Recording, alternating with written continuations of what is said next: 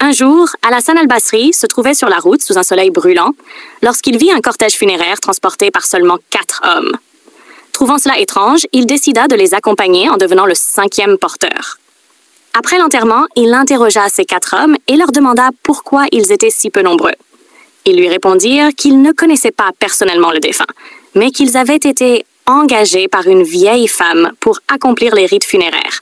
Laver le corps, l'envelopper dans un linceul, le transporter et l'enterrer. Intrigué, Al-Hassan al-Basri observa cette femme qui, après l'inhumation, s'agenouilla près de la tombe, leva les mains vers le ciel et s'écria « Ô mon Seigneur, qui ai-je en dehors de toi? Voici mon fils pécheur, au cœur dur, qui t'a désobéi à maintes reprises et s'est rebellé contre tes commandements. Ô Allah, accorde-lui ta miséricorde et pardonne-lui. » Elle pleurait abondamment, puis, soudainement, elle sourit et s'en alla. Curieux et troublé par ce qu'il venait de voir, Al-Hassan al-Basri courut après elle et lui demanda « Ô femme, je t'implore par Allah, dis-moi ce qui s'est passé avec ce défunt. Laisse-moi tranquille, tu n'as pas vécu ma douleur. » Tu n'as pas vécu. Mais lorsqu'il lui révéla qu'il était Al-Hassan al-Basri, un érudit de l'islam, elle accepta de lui raconter son histoire. Elle expliqua que ce défunt était son fils, un grand pécheur, connu dans toute la ville pour ses actes répréhensibles. Il avait commis tous les péchés imaginables.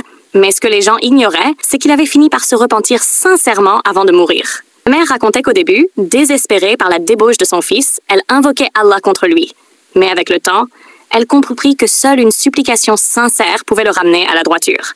Alors, elle priait chaque nuit dans la solitude, demandant à Allah de guider son fils.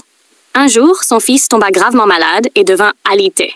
Lorsqu'il sentit sa mort approcher, il dit à sa mère « Ô ma mère, je t'en supplie, lorsque je mourrai, pose mon visage sur la terre, mets ton pied sur ma joue et dis « Voici le châtiment de celui qui a désobéi à son Seigneur. » Elle exécuta ses dernières volontés et avant de rendre son dernier souffle, il lui fit une ultime demande. « Ne parle pas de ma mort à ma famille. Ils ne prieront pas pour moi, car je ne leur ai jamais apporté de bien.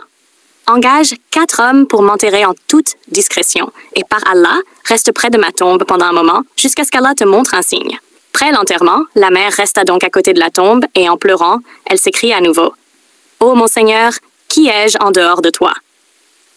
C'est alors qu'elle entendit une voix sortir de la tombe. « Ô ma mère, pars en paix, car j'ai trouvé un Seigneur infiniment généreux. » Leçon de cette histoire. Ce récit met en avant la puissance du repentir et la miséricorde infinie d'Allah.